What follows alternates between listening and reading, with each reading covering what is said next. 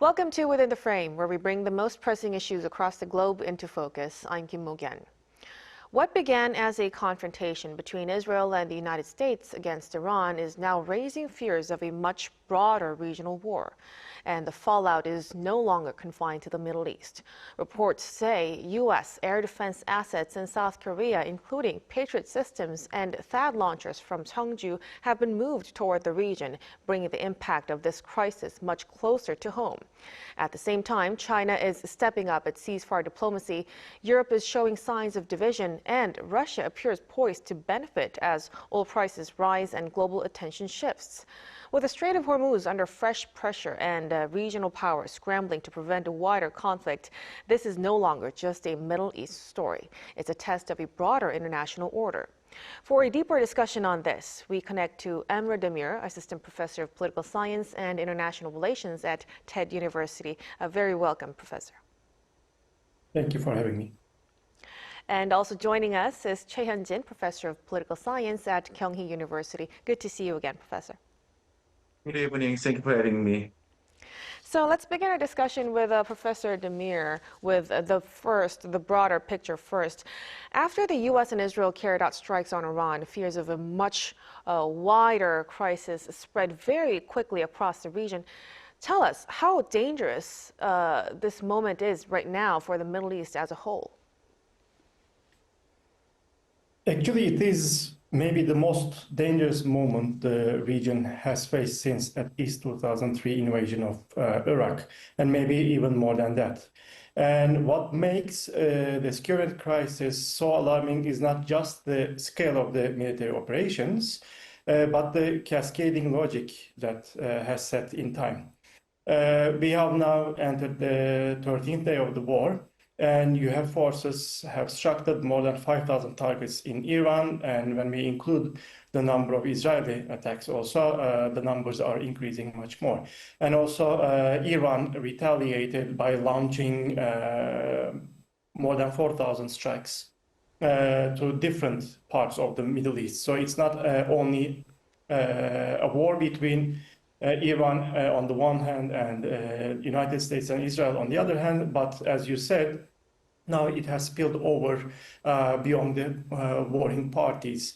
The fighting does not only include like targets against military sites. Unfortunately, civilian infrastructure, including schools, tourism sites and airports, etc., have been targeted by both sides, and like the number of civilians losing their lives is increasing, unfortunately, quite rapidly. And the thing is, what distinguishes this conflict from earlier confrontations, for example, the so-called 12-day war that happened last June, is the intention or the desire of the United States and Israel to decapitate the Iranian leadership structure.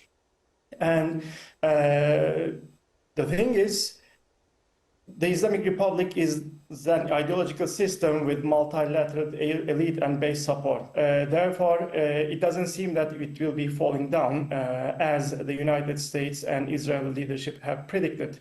We are therefore watching a situation where the aggressors are pursuing regime change, while the targets will not or doesn't seem to be conceding.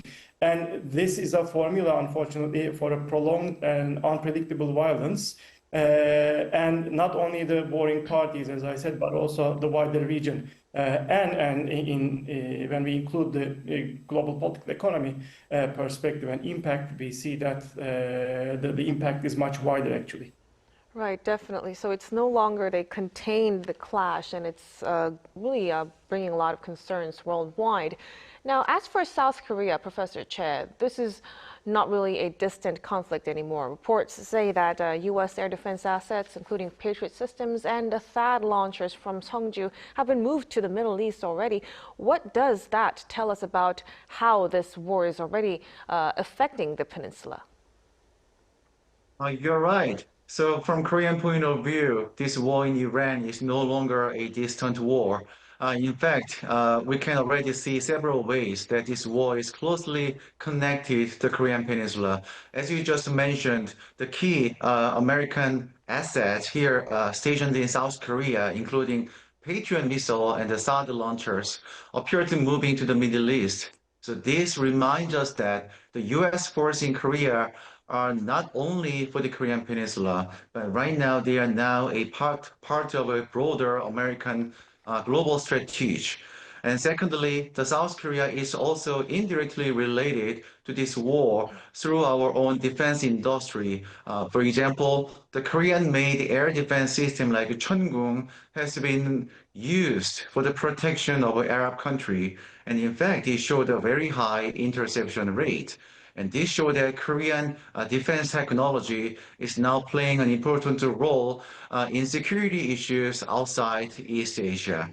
So in that sense, South Korea is connected to this war in Iran in indirect ways. First, as an ally of the United States, and second, through our growing role as a defense supplier. So now that we've touched upon Arab countries, when we talk about neighbors, including Saudi Arabia, the UAE, Qatar, and Turkey, they're all trying to prevent a wider spread of this situation, but they each have differing interests and different vulnerabilities as well. Professor Demir, which neighboring countries are under the most pressure right now, and what are they most worried about? The Gulf states actually are under the most acute pressure or immediate pressures because they are the ones who are absorbing Iranian strikes. So since the beginning of the war, Iran targeted more than 4,000 regional sites in the region, and even like countries like Oman are facing the threat, unfortunately. And each of these states have different vulnerabilities.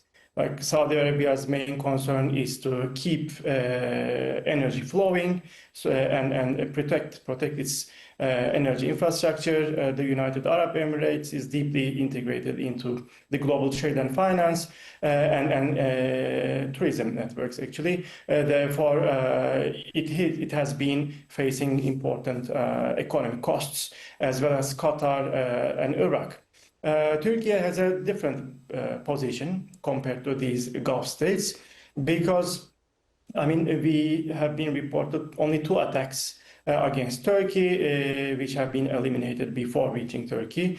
And President Pezeshkian actually rejected the claim that these strikes were originated from Iran. We don't know actually if that's correct or not, but still Turkey is in a more secure position for the moment, at least.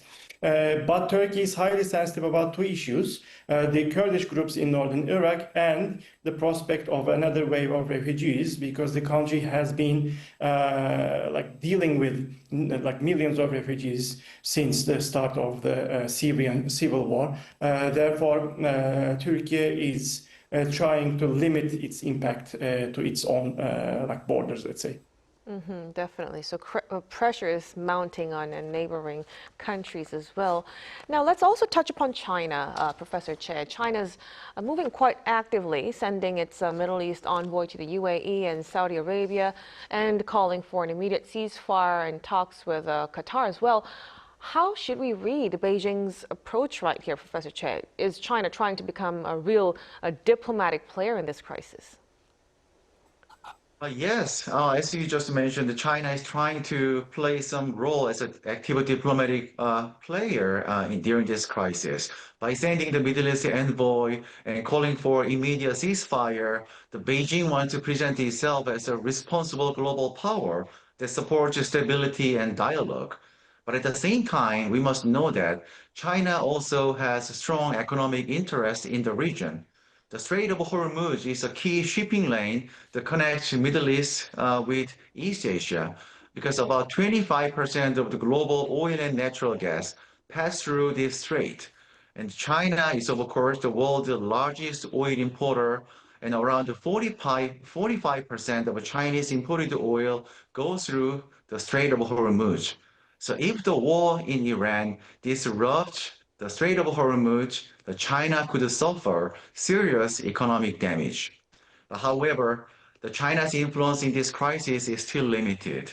The Beijing may express diplomatic support for Iran, but in reality, it is unlikely to provide any money or weapon to Iran because China generally tries to avoid any direct military involvement in the Middle East. So in general, although China is trying to position itself as a global player calling for ceasefire and dialogue, but in reality, its ability to shape the course of the war and influence the outcome of the war remains quite limited. So it's really yet to be seen how the impact of its influence would be. But when we widen the lens a little bit further, Professor Che, Europe also seems divided in how it's reacting. Some leaders are stressing international law and warning that Russia is benefiting from the crisis, while others appear to be taking a more pragmatic line. What does that tell us about Europe's current position and its limits responding to the war? Yes, Europe is also in a difficult and really tricky situation right now. So many European leaders are talking about the importance of international law, and they give us some warning that this war could become wider and more dangerous. They are also worried that Russia might benefit from this crisis if this war is pushing our attention away from Ukraine. But at the same time, we need to know that Europe still needs a close security alliance with the United States to prepare for the incoming rivalry between NATO, the Western Europe, and Russia. And for this reason, some European countries like UK, Italy, and France, they are allowing US forces to use their military base or provide limited military support to the United States. But the domestic politics also matter. The many voters in Europe do not want to be drawn into another Middle East war.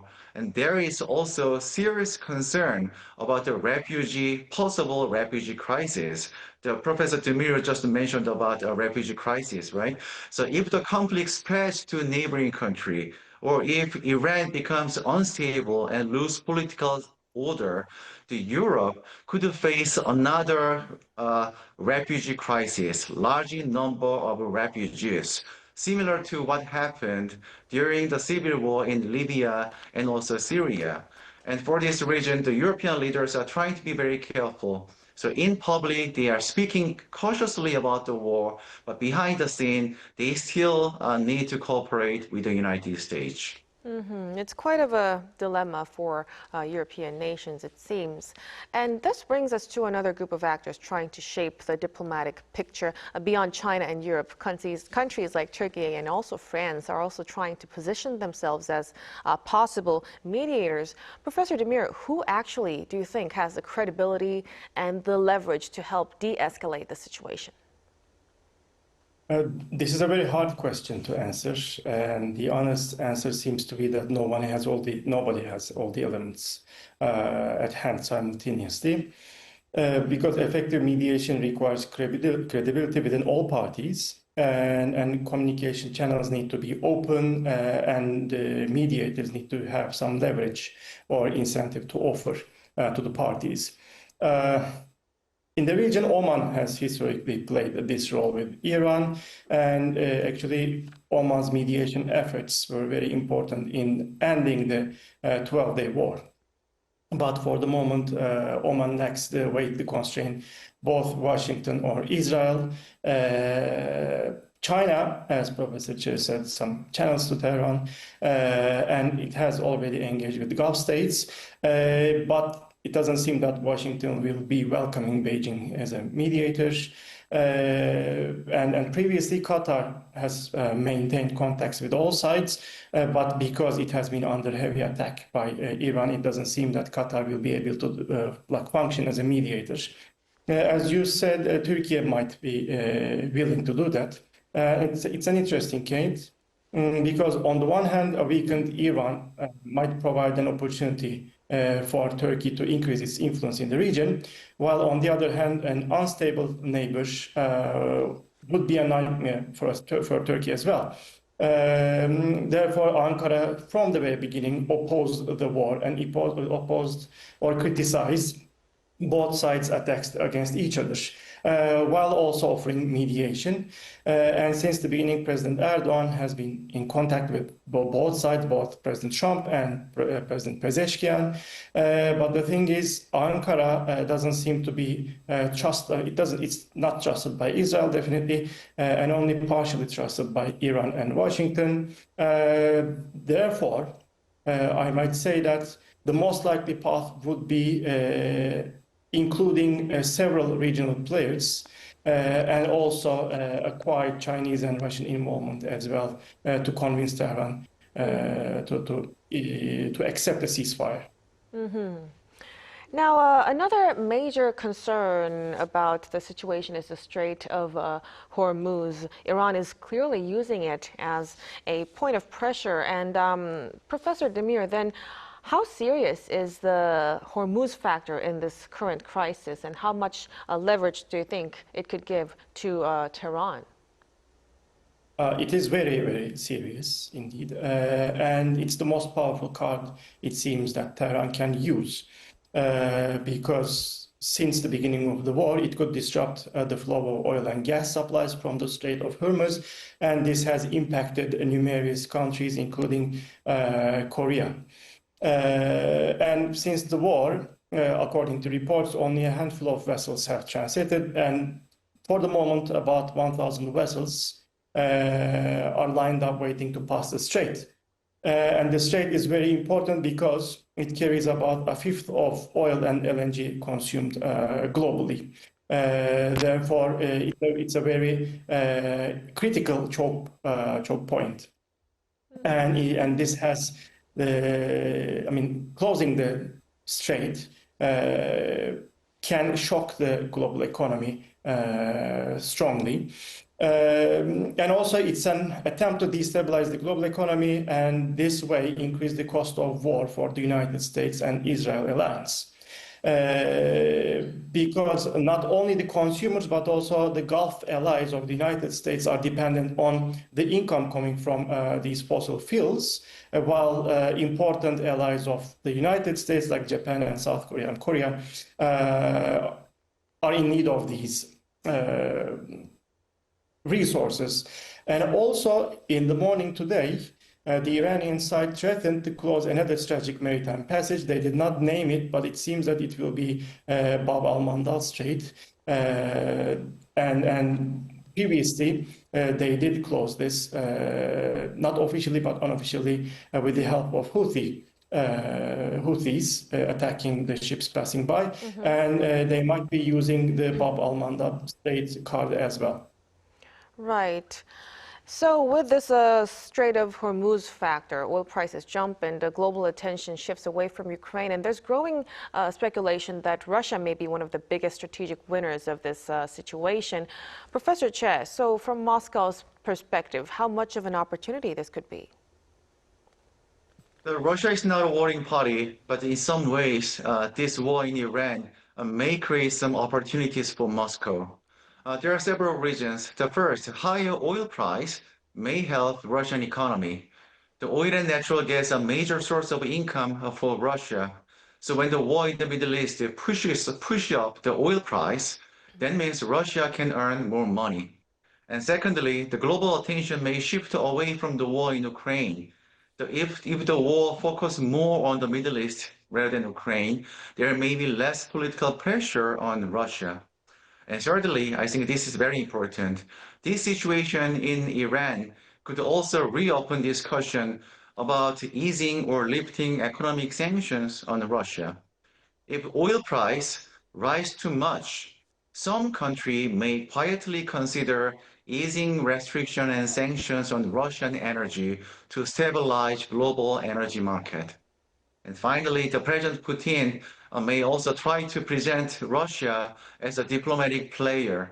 And by talking with the leaders like Donald Trump and also maintaining good relations with Iran, the Russia may try to position itself as a neutral mediator. So the Russia didn't start the war, but the geopolitical situation created by the war in Iran could provide some benefits and opportunities to Mr. Putin. So it could really bring forth strategic openings for Moscow. And what many of us are concerned about, if this war actually drags on, it could reshape not just the Middle East, but the broader balance among the US, China, Russia, and Europe. So in the long term, Professor Demir, what geopolitical shifts should we be watching most closely on? We might talk about four different shifts, interconnected shifts.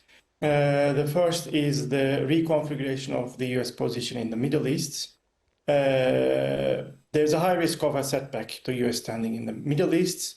And if the US emerges from this without achieving a clear objective, its credibility could be called into question in different parts of the world, like in Korea or in the South China Sea. And also, China's increasing influence might be increasing more, actually, and China might be seen as a stabilizing force and alternative diplomatic actor in the Gulf, because we know that Chinese envoys have been engaging in shuttle diplomacy since the beginning of the war. And the third is likely shift is the acceleration of the Gulf states' desire for strategic autonomy, because the war has shown that, unlike before, hosting the U.S. military in the region or in their own territories does not provide security anymore, and actually it made them the targets of the Iranian attacks. And finally, actually, this might have an impact on the competition between the United States and China in particular, and we might add Russia into the picture. So Russia's allies might be questioning the U.S. support, and there might be a distrust between the U.S. Security credibility and the allies. So it seems as though this conflict may end up reshaping not only the Middle East, but the wider global balance of power as well. We'll be keeping close tabs on the latest developments. But as for now, we'll have to leave our discussion right here. Thank you so much for your insights, Professor Demir. Thank you very much. And of course, Professor Choi, we really appreciate it. Thank you very much. And that'll be all from us on Within the Frame tonight. Be sure to tune in again next time as we continue to explore the stories that matter. Till then, stay informed and engaged.